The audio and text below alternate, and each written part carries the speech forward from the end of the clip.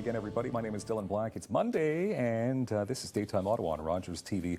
It's been an exciting few days in the nation's capital because the Confederation line of Ottawa's light rail transit, it is up and running, and we're going to find out how things have been going right now. And who better to ask than the chair of the Transit Commission, Councillor Allan Hubley, who's joining us from the City of Ottawa. Hello. Hi, Dylan. Great to see you again. It's good to have you here, and you have been busy. How do you feel at this moment?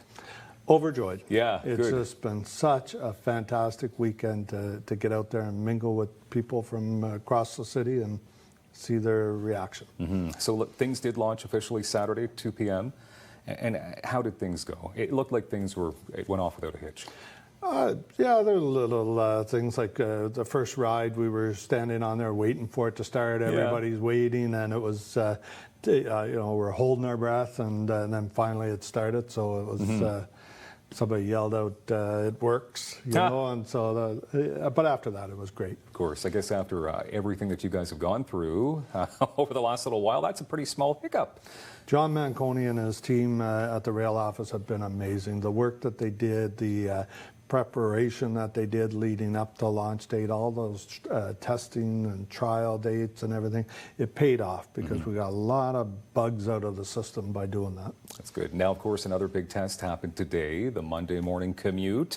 Everybody back to work, and how did things go this morning? I saw less smiles on the train than I did on the weekend, I'll tell you that. But I think I'm going to say that was more to do with Monday morning than anything to do with the train. But I rode the bus in with people from Canada, and we watched as everybody loaded onto the trains and figured out where they were going. One of the things we did as part of those preparation plans was have what we call the Red Vests, and it's a whole army of OC Transport employees that are standing around the stations with red vests on. And all you got to do is find one of them, ask any question you want. They'll tell you how to connect to your train, your bus, whatever it is you need to know about that system. They can't tell fortunes, but they can tell you how to get to your train and when it's coming. So makes it super easy. Now, how long is this initial track?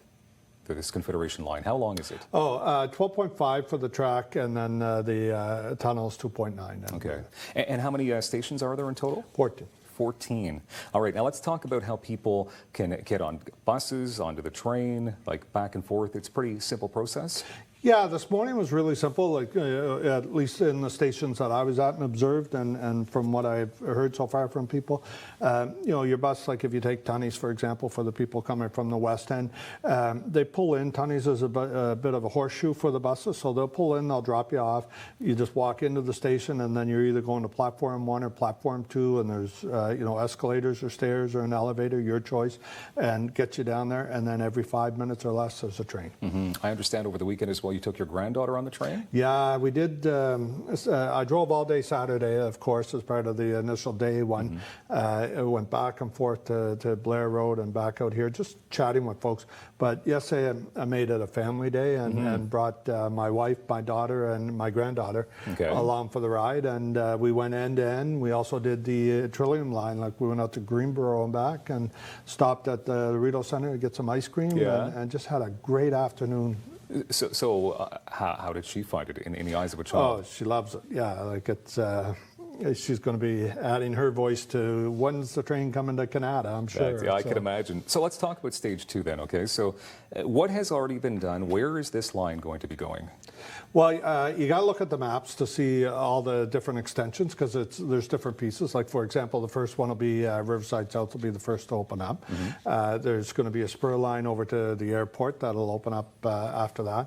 And to Algonquin College and beyond on the to Moody as well at the West End. Is it silly to ask you dates? Like when we think like a ballpark of when more lines will be open? We're saying all of stage 2 by 2025. The first parts of it, the first pieces of it opening will probably be 2021, 2022 in that area. All right. So. Do you have some fun facts when it comes to the line that just opened on Saturday? Sure. One of the things that I find interesting with it, for example, is we've got the largest escalator in a transit station in North America. It's the largest escalator, period, in Canada, and it's at the Rideau stop, and it's 181 steps. Okay. And the stairs that go beside that escalator, Dylan, if you got a Fitbit, you need to go and try that. Gets you in shape. And for people like myself, there are defibrillators on site. It's good. Safety first, of course. Can we talk about something that people have been excited about? Cell service, Wi-Fi. Yeah. That's neat. Yeah, we had a contract. I don't know if you want me to name the provider or not. Let's stay away from that. Yeah, we'll stay away from that. But you asked the question. Yeah. So there is cell service in place for the underground stations now. The intention is to expand it through to all the stations to put the Wi-Fi service in place. That's good. Yeah, people know. It was one of the reactions we saw on the first ride was when we invited all the media to come on and get a taste of what it was going to be like. As soon as we went in the tunnels, somebody's phone rang and they said, "Whoa, that's not supposed to happen." Interesting. But there's no cell service on the trains, though. It's just outside, like the platforms. Your phone will ring on train. Really? Yeah. Right. I guess it depends on your provider and that, but you can't escape. You can't escape it. But it's such a short trip through the tunnel anyway that. Okay. You're good. So just quickly, with about a minute left here, I just want to know about the hours. Now, they're not running all night, but but it is running quite late. It is. There will be times that they will run all night, but it won't be with passenger service. That's part of how we'll deal with snowstorms in the winter, is it's just cheaper and easier to keep the trains running overnight, and they'll keep the tracks clean. It won't be every train running back and forth, but we will keep a set going on both sides to just keep the track clear. But otherwise, like for anyone using today, Monday to Thursday is 1 o'clock, then Thursday night, Friday night, and Saturday night, it'll run till 2 o'clock, and on Sunday it's 11 p.m. Okay, just quickly, 20 seconds. These trains come very often.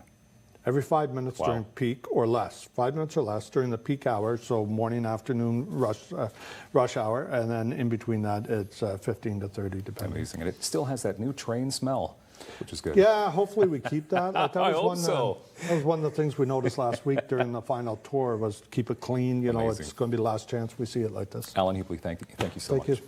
My pleasure. Relief, Always you can good to feel see it coming from him. More daytime coming up.